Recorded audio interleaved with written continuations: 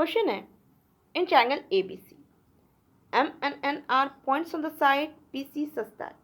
AM is perpendicular to BC and AN is the bisector of angle A and M lies between P and N. If angle B equal to 68 degree and angle C equal to 26 degree, then find the measure of angle MAN.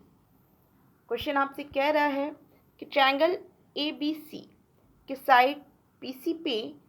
दो points M और N हैं और कुछ इस प्रकार हैं कि AM perpendicular है BC पे और AN एंगल बाइसेक्टर है एंगल A का, means angle bisector AN angle A को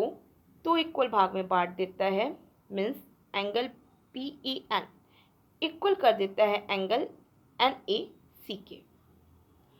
और आगे कह रहा है कि M lies between P and N। ये जो M पॉइंट है ये ट्रायंगल के वर्टेक्स P और पॉइंट N के बीच में लाई कर रहा है। और यदि एंगल B 68 डिग्री का हो और एंगल C 26 डिग्री का हो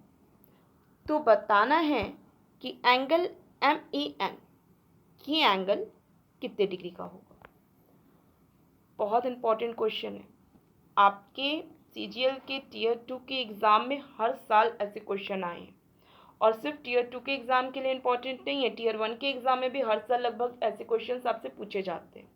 और SSC का आप कोई भी कॉम्पिटेटिव एग्ज़ाम ले लें, CHSL ले लें या आप MTS ले लें या CPO ले लें, तो यहाँ पे भी आपके एग्ज़ाम में पूछे जाते हैं ऐसे क्वेश्चंस। तो क्योंकि ये बहुत ज़्यादा इंपॉर्टेंट क्वेश्चन है तो इसके लिए एक शॉर्ट फार्मूला क्रिएट किया गया है जिससे कि आप सेकेंड्स में फिंगर टिप में इसकी वैल्यू फाइंड आउट कर सकते हैं। वैसे मैंने आपको शॉर्ट फार्मूला क्रिएट करके एक्सप्लेन किया है ट्रायंगल के सीरीज़ के एंगल बाइसेक्टर के वीडियो में, जिसकी लिंक मैं आपको आई बटन पे शो कर दूंगी, जिसको आप जाके एक बार ज़रूर से देखिएगा जिससे कि आपको डिटेल कंसेप्ट सारे समझ में आएंगे। और अभी मैं आपको शॉर्ट फार्मूले की हेल्प से इसकी वैल्यू फाइंड आउट करना बताती हूँ जो कि आपके एग्ज़ाम में आपको इस्तेमाल करना है।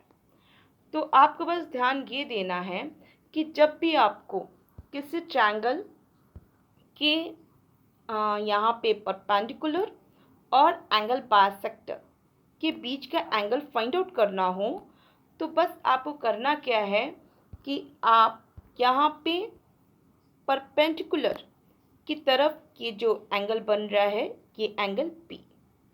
ठीक, इसमें से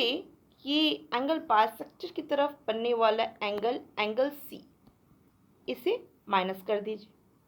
और जो वैल्यू आएगी उसे कर दीजिए 2 से डिवाइड और यही जो फाइनल वैल्यू मिलेगी वही परपेंडिकुलर और एंगल बाइसेक्टर के बीच के एंगल की वैल्यू होगी, मीन्स एंगल MAN की वैल्यू होगी जो हमारी रिक्वायर्ड वैल्यू है। ठीक है, आपको मैं एक बार बता दूं कि यहाँ पे क्या है कि ये जो परपेंडिकुलर है ये परपेंडिकुलर की तरफ ये जो एंगल B बना है ये ऑलवेज एंगल बाइसेक्टर के ये एंगल C से बड़ा ही होता है। तो इस वजह से ऑलवेज आप परपेंडिकुलर की तरफ बनने वाला ये एंगल B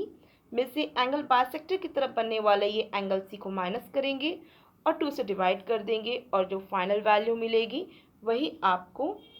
परपेंडिकुलर और एंगल बाइसेक्टर के बीच के एंगल की वैल्यू होगी। ठीक है, अब मैं बस वैल्यू पुट कर देती हूँ।